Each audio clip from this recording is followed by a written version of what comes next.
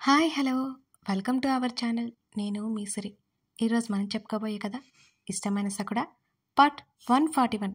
కథలోకి వెళ్లే ముందు లైక్ చేయడం మర్చిపోకండి. ధరణి ధరణి అంటూ ఆమె చెంప తడుతూ పిలిచాడతను. మరో 2 నిమిషాల వరకు ఆమె నిద్రలో నుంచి మేల్కొనలేకపోయింది. అతని శరీరం విపరీతంగా వణికింది. ఆమె చెంపలు తట్టి పిలుస్తూ ఉంటే అయినా లేవలేకపోవడంతో ఆమె ముఖం మీద నీళ్లు చల్లాడు. ధరణి లేవలేదు. అమాంతం ఆమె తలని తన దగ్గరికి లాక్కుని అతను ఆమె పేరును పదే పదే పిలుస్తూ లేపే ప్రయత్నం చేస్తూనే ఉన్నాడు గగన్. ఒక్కసారిగా నిద్రలో నుంచి ఉలిక్కిపడి మేల్కొంది ధరణి. ఆమె కళ్ళు వెడల్పు చేసి సీలింగ్ వైపు చూస్తూ వణికిపోతుంది ఆమె. ధరణి ధరణి అతను ఎంత ఆతురతగా పిలుస్తూ ఆమె ముఖాన్ని తన వైపుకు తిప్పుకున్నాడు. అతను తన కళ్ళకి మస్క మస్క కనబడుతుంటే ఆమె కళ్ళు మూసుకుపోతున్నాయి. ఆమెను పడుకోనివ్వకుండా అమాంతం పైకి లేవదీశాడు. ధరణి చూడిటు అంటూ ఆమె ముఖాన్ని తన చేత్తో పట్టుకుని మరొక చెయ్యి ఆమె చుట్టూ వేసి పిలిచాడు గగన్. నెమ్మదిగా అతని వైపు చూసింది ధరణి. అలాగే పట్టుకుని మంచినీళ్ళు తాగించాడు. ఆమె దేనికో భయపడిందని మాత్రం అతనికి అర్థమైంది. ఆమెను అమాంతం దగ్గరికి లాక్కుని హత్తుకుని వెన్నునిమిరాడు. అతని మీద వాలిపోయినట్టు అలాగే పడుకుంది ధరణి. మరో 10 నిమిషాల తర్వాత ఏమైంది అతను నెమ్మదిగా అడుగుతుంటే ధరణి నిశ్శబ్దంగా ఉండిపోయింది. బ్యాడ్ డ్రీమా? ఆమె చెంప మీద సున్నితంగా చేయేసి అతను అడిగాడు. ధరణి అవును కాదన్నట్టు అడ్డంగా తల ఊపింది. చెప్పు ఏంటది అని అడిగాడు. ఆమె అంతగా భయపడి ఏడవడం ఇప్పుడే చూస్తున్నాడు అతను. ఏంటి? ఆమె అతని వైపు అయోమయంగా చూస్తుంది. ఏడుస్తున్నావు నిద్రలో ఎందుకంటున్నాను? ఆమె అయోమయపు చూపులో అతడు విస్తుబోతూ అడిగాడు. అతని మాటలకు కళ్ళు వెడల్పు చేసింది. ఆమె ముఖంలో చోటు చేసుకున్న ఆశ్చర్యం చూస్తుంటే ఆమెకేమీ గుర్తులేదని అతనికి అర్థమైంది. నాకేం గుర్తులేదు. ఆమె ఒక్కొక్క మాట పలుకుతూ ఉంటే పదే పదే అడిగి మళ్ళీ గుర్తు చేయడం ఇష్టం లేదు అతనికి. సరే ఎక్కువ ఆలోచించకు, నేను ఇక్కడే ఉన్నాను, పడుకో అంటూ ఆమెను అలాగే దగ్గరికి తీసుకుని వెనక్కి వాలినట్టుగా కూర్చున్నాడు గగన్. ధరణి మౌనంగా ఆలోచిస్తోంది. ఆమె ఎంత ఆలోచించినా గుర్తు చేసుకుందామని ప్రయత్నించినా ఏం గుర్తుకు రావట్లేదు ఆమెకి. అతని ఛాతీ మీద ఆమె కదలికలు తెలుస్తుంటే ఆమె ఆలోచిస్తుందని అతనికి అర్థమై సరే గుర్తు లేకపోతే వదిలే, పడుకో అని అన్నాడు గగన్. ఆమె నెమ్మదిగా కళ్ళు మూసుకుంది. కాసేపటికి నిద్రలోకి జారుకుంది. అతనికి నిద్ర పట్టలేదు. ఆమెను నెమ్మదిగా పక్కన పడుకోబెట్టాడు. అతని చొక్కా ఆమె గుప్పెట్లో బిగుసుకుంది. దాదాపు 4-5 నిమిషాల వరకు ఆమె నిద్రలో ఏడవడం చూస్తుంటే అతనికి కాస్త కంగారేసింది. దేనికైనా భయపడి ఉంటుందా అని ఆలోచిస్తూ ఆమెనే చూశాడు. ఆమె ఎడమ చెయ్యి అతని చొక్కాకి బిగుసుకుని ఉండడంతో దాన్ని నెమ్మదిగా తీస్తుంటే ఆ చేతికి తను ఇచ్చిన బ్రాస్లెట్ కనిపించింది. ఆమె చేతిని నెమ్మదిగా తీసి ఆలోచిస్తూ కళ్ళు మూసుకున్నాడు గగన్. నా వల్ల కాదు మావయ్య, నేనేం చేయలేను. బావకి ఆ అమ్మాయి అంటే ప్రాణం.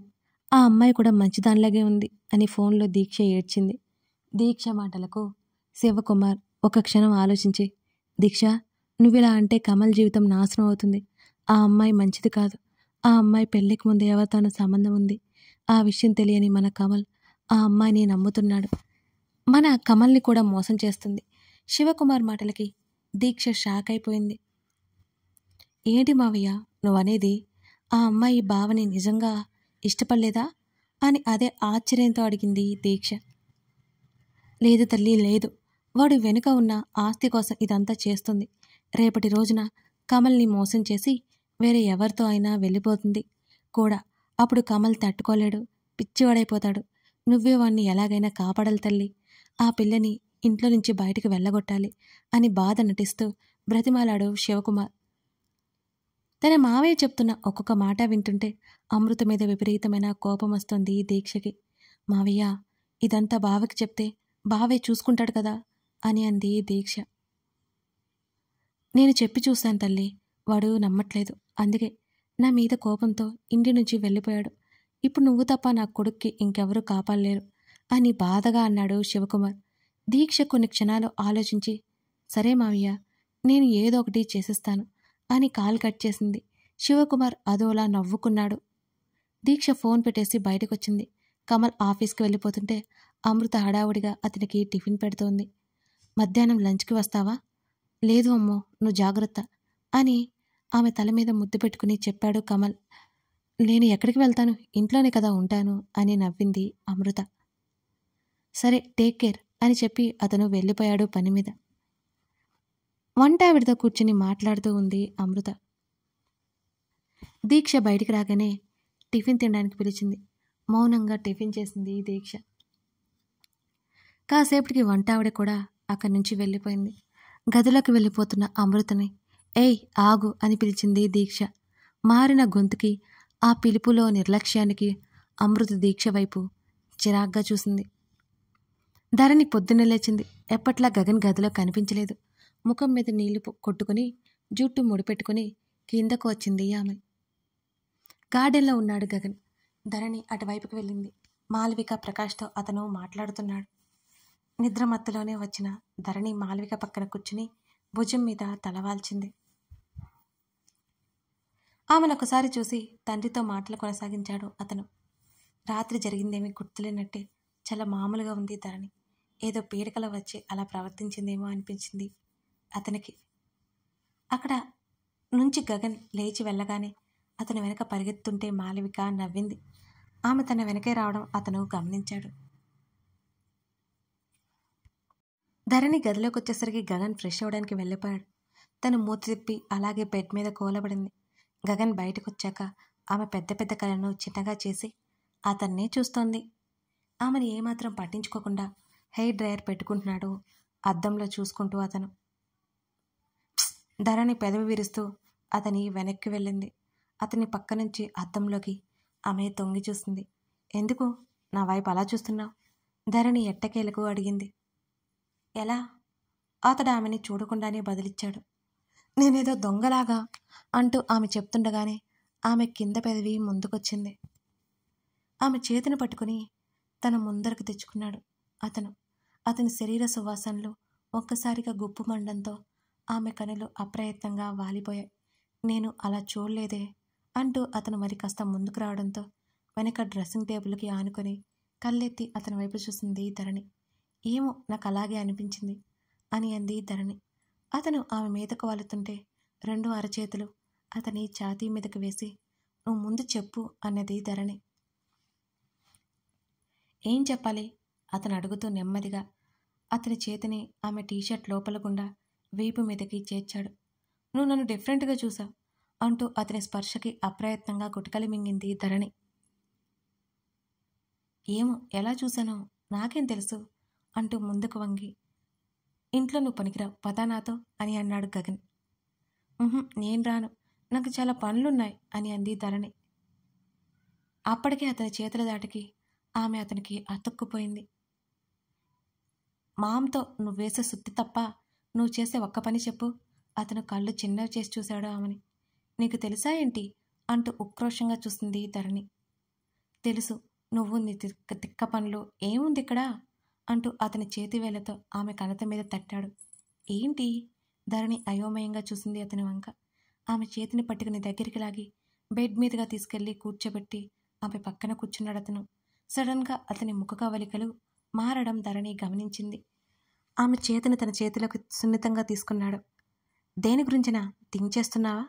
ఆమె సున్నితమైన వేలను లాగుతూ అడిగాడు అతను. నేనా? అదేం లేదు అన్నది ధరణి అయోమయంగా చూస్తూ. రాత్రి ఏమైంది మరి? అతను మృదువుగా అడిగాడు. ఏమైంది? ఆమె ముఖంలో కొండంతా సంశయం. గుర్తులేదా?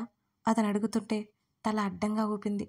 నిద్రలో ఏడుస్తున్నా అని అతను చెప్తుంటే కళ్ళు పెద్దవి చేసి చూసింది. నేనా? ఆహా నేను అన్నాడతను. నిజంగా నాకేం గుర్తు రావట్లేదు. ధరణి పెదవి విరిచింది. ఆమె ముఖాన్ని తన చేతుల మధ్య ఉంచాడు. ఆమె వెచ్చటి చెంపలు అతని చల్లటి చేతుల మధ్య ఇమిడిపోయాయి. నిజంగా ఏం లేదా? ఆమె కళ్ళల్లోకి సూటిగా చూస్తూ అడిగాడు. ధరణి నెమ్మదిగా తల పంకించింది. ఓకే, బ్యాడ్ డ్రీమ్ అయి ఉంటుంది అని. బయలుదేరు అన్నాడతను. బయలుదేరాలా? ఎక్కడికి? ఎక్కడికేంటి? నాతో పాటు ఆఫీస్కి అని గగన్ అన్నాడు. నేను రాను, చూడు ఎంత దారుణంగా ఉన్నానో. ఇప్పుడు ఫ్రెష్ అవ్వాలి, తినాలి, చాలా లేట్ అయిపోతుంది కదా, నువ్వు వెళ్ళు అంటూ వెళ్ళిపోతున్న ధరణి చేతిని పట్టుకుని ఒడిలోకి లాక్కున్నాడు అతను.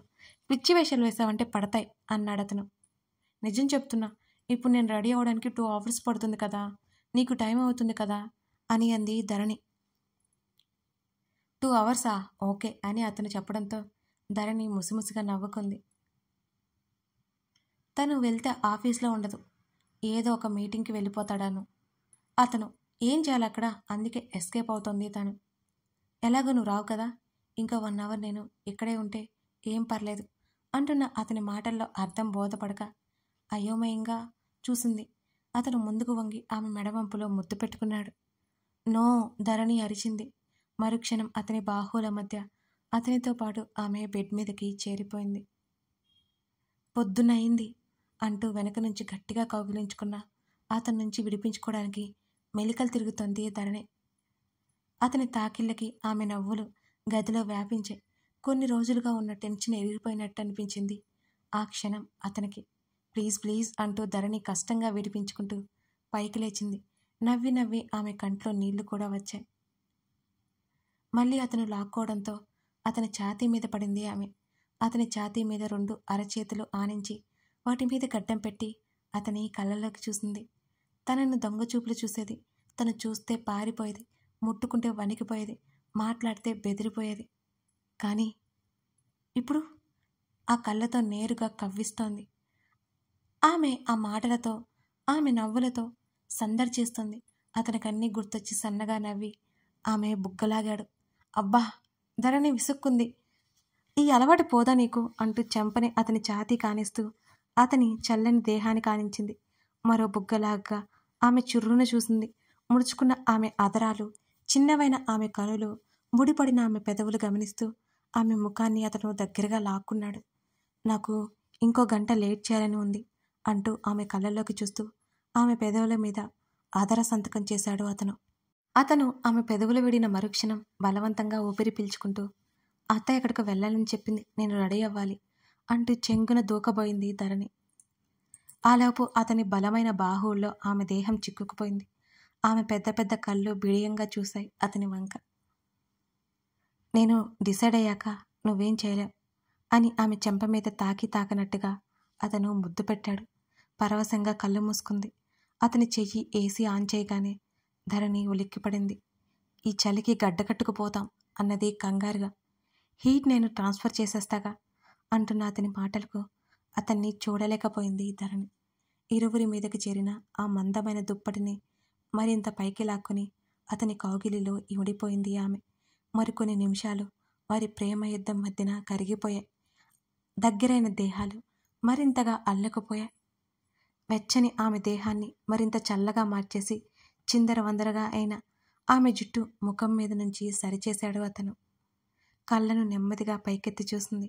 ఆమె పెదవులు 2 మరింతగా ముడుచుకుపోయాయి. ఆమె కింద పెదవిని ముందుకు వంగి నెమ్మదిగా ముద్దు పెట్టుకున్నాడు. తన వల్లే వెచ్చగా మారిన అతని దేహాన్ని చుట్టుకుని అతని మెడవంపులో ముఖం దాచుకుంది ఆమె. నీ వల్ల చాలా లేట్ అయింది. ఆమె స్వరం ముద్దగా మగతగా వచ్చినట్టుగా ఉంది. అయితే ఏం చేయమంటావు? ఆమె వీపు నిమురుతూ అడిగాడు అతను. ఏసీ ఆపై ఫస్ట్ మరింతగా ముడుచుకుపోతూ అన్నది ధరణి. ఉండనివ్వు, బాగుంది, నేనుండలేను అంటూ ఆమె కళ్ళెత్తి చూసింది. ఆమె ముక్కు దగ్గరికి జారిన బొట్టు తీసి ఆమె నుదుటిన పెట్టాడతను. ఒక క్షణం అలా కళ్ళు మూసి తెరిచింది ఆమె. అతని ఏసీ ఆఫ్ చేసినా చల్లబడిన ఆ గది మరింత చలిపెడుతుంటే అతని కౌగిలి వీడలేదు ధరణి. టైం అవుతోంది నాకు అంటున్న అతని వైపు గుర్రుగా చూసింది ఆమె. లేస్తావైక వెళ్ళాలి అన్నాడు తాపీగా. అతని మెడ చుట్టూ చెయ్యేసి నాకు నిద్రొస్తుంది, నువ్విక్కడే ఉండు అని కరుచుకుపోయింది ధరణి. కుదరదు, ఇంకా లేట్ చేస్తున్నావు నువ్వే, వద్దంటే వింటావా నువ్వు అని అంటున్న అతని మాటలకి ఆమె నోరు తెరిచింది. నేనేం చేశాను అని ఉక్రోషంగా అడిగింది ధరణి. అతని మునివేళ్ల కింద నలిగిన ఆమె తనువు పరవశంగా సేదతీరుతుంటే ఆమె దేహం అతని సమక్షంలో ఉండాలని ఆరాటపడుతుంది. మిస్ అయిపోయా. ఆమె మాటలు చిత్రంగా అనిపించాయి అతనికి. ఏంటి? అతను ఆమె వైపు తల తిప్పి చూశాడు. ఆమె కళ్ళు మూసుకుని ఉంది. నువ్వు ఇంట్లోనే సరిగ్గా ఉండట్లేదు కదా అన్నది ధరణి. డే టైం ఎలా ఉన్నా సాయంత్రానికి ఇంటికొచ్చేస్తాడు అతను. వచ్చిన తర్వాత ఆమెతోనే ఉంటాడు. మిస్ అవ్వడం ఏంటి అర్థం కాలేదు. కానీ ఆమె మనసులో ఫీలింగ్కి కారణం ఏంటి తెలియట్లేదు గగన్కి. అతను వాదించలేదు, వారించలేదు. కొంచెం బిజీగా ఉన్నానన్నాడు. ధరణి ఇక మాట్లాడలేదు. నేను త్వరతో వస్తాను, నువ్వు వెళ్ళి అత్తకు చెప్పు అంటూ ఆవలిస్తూ చెప్తున్న ధరణి మాటలకు నవ్వుకొని, మర్యాదగా లేవకపోతే ఇంకో గంట లేట్ అవుతుంది అంటున్న అతని మాటలకి కళ్ళు మూసుకున్న ఆమె ఉలిక్కిపడి కళ్ళు తెరిచింది. ఆమె ముఖంలో ఆశ్చర్యం పోయి ఉక్రోషం చోటు చేసుకుంది. కథ కొనసాగుతుంది. లైక్ చేసి కామెంట్ చేసి సబ్స్క్రైబ్ చేసుకోవడం మర్చిపోకండి. ఇవి గివ్ అవేకి చాలా చాలా ముఖ్యం. Thank you for watching this video.